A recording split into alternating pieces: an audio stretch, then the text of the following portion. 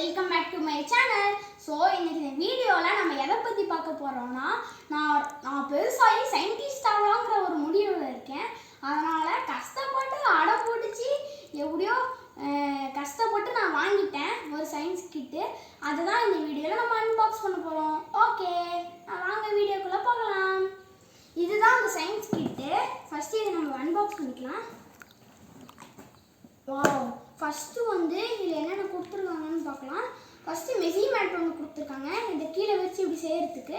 Next வந்து instruction manual ஒன்று கொடுத்துருக்காங்க. நெக்ஸ்ட்டு வந்து பிக்சர்ஸ் ஒன்று கொடுத்துருக்காங்க. இப்போ இந்த சயின்ஸ் கிட்ட என்னென்ன அப்பாரட்டஸ் இருக்குன்னு நம்ம பார்க்கலாம். ஃபஸ்ட்டு வந்து ஒரு ஃபனல் கொடுத்துருக்காங்க. அப்புறம் வந்து மெஷரிங் சிலிண்டர் ஒன்று கொடுத்துருக்காங்க. இதுதான் measuring cylinder. So 5 ml 10 ml 15 ml 20 ml 25 ml வரைக்கும் இதை நம்ம மெஷர் பண்ணிக்கலாம். நெக்ஸ்ட்டு வந்து 2 பலூன் கொடுத்துருக்காங்க. அப்புறம் வந்து 3 கப்ஸ் கொடுத்துருக்காங்க. நெக்ஸ்ட்டு வந்து 2 டெஸ்ட் டியூப் கொடுத்துருக்காங்க. அடுத்தது வந்து 2 கப்பு மோல்டு சோப் மோல்டு கொடுத்துருக்காங்க. நெக்ஸ்ட்டு வந்து 2 ஸ்ட்ரிங் ஸ்டிக் கொடுத்துருக்காங்க. அப்புறம் வந்து ஸ்பேச்சுலா ஒன்று கொடுத்துருக்காங்க. இப்போ இதில் என்னென்ன இது இருக்குது, எக்ஸ்பெரிமெண்ட் செய்ய வேண்டிய என்னென்ன பொருள் இருக்குதுன்னு பார்க்கலாம். ஃபஸ்ட்டு வந்து கார்ன்ஸ்டார்ச் பவுடர் ஒன்று இருக்குது. நெக்ஸ்ட்டு வந்து பேக்கிங் சோடா ஒன்று இருக்குது. பேக்கிங் சோடா ஒரு பாட்டில் கொடுத்துருக்காங்க. நெக்ஸ்ட்டு வந்து சிட்ரிக் ஆசிட் ஒன்று கொடுத்துருக்காங்க. அப்புறம் கிறிஸ்டல் பவுடர் ஒன்று கொடுத்துருக்காங்க. அப்புறம் வந்து இதில் என்னென்ன இருக்குன்னா எல்லோ கலர்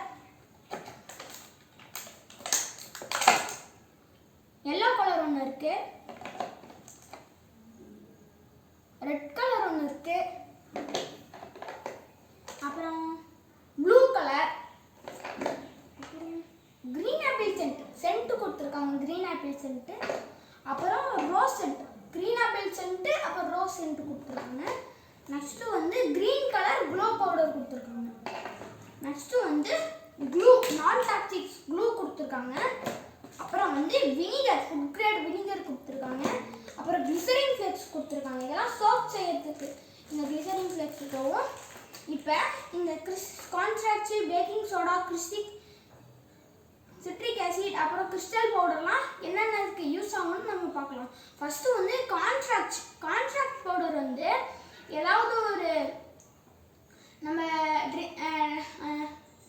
சாஸு இதெல்லாம் சாப்பிடும்போது நல்லா கெட்டியாக இருக்கும்ல, அதுக்கு வந்து இந்த கார்ன்ஸ்டார்ச் பவுடர் தான் யூஸ் பண்ணுவாங்க. நெக்ஸ்ட்டு வந்து பேக்கிங் சோடா வந்து மவுத் க்ளீன் பண்ணுறதுக்கு, அப்புறம் வந்து ப்ரிசர்வேஷன் மெத்தடுக்கெல்லாம் பேக்கிங் சோடா யூஸ் பண்ணுவாங்க. சிட்ரிக் ஆசிட் வந்து ஒரு பொருளை, அதாவது ஒரு ட்ரிங்க்ஸை பேக் பண்ணுறதுக்கோ இல்லை ஒரு ஃபுட்டை பேக் பண்ணுறதுக்கு முன்னாடி இந்த சிட்ரிக் ஆசிட் அதில் போடுவாங்க. அப்புறம் தான் ரொம்ப நாள் கெடாத இருக்கும். அப்புறம் வந்து கிறிஸ்டல் பவுடர் வந்து ஒரு நம்ம ஜுவல்லரிஸ் பாலிஷ் பண்ணுறதுக்கு, அப்புறம் வந்து சோப்பு இதெல்லாம் வந்து ப்ராடக்ட் ஆகிறதுக்கு வந்து கிறிஸ்டல் பவுடர் யூஸ் பண்ணுவாங்க. நெக்ஸ்ட்டு வந்து க்ளூ வந்து நான் டாக்ஸிக் க்ளூனா அதில் டாக்ஸிக்ஸ் இருக்காது. டாக்ஸிக்ஸ்னால் நம்ம கையில் பட்டால் ஒரு மாதிரி அலர்ஜி மாதிரி வந்துடும், அதனால் அதில் டாக்ஸிக்ஸ் இருக்காது. கிளிசரின் ஃப்ளேக்ஸ் வந்து எதுக்கு யூஸ் ஆகுதுன்னா சோப் செய்யறதுக்கு யூஸ் ஆகுதுன்னு சொல்லியிருப்போம்.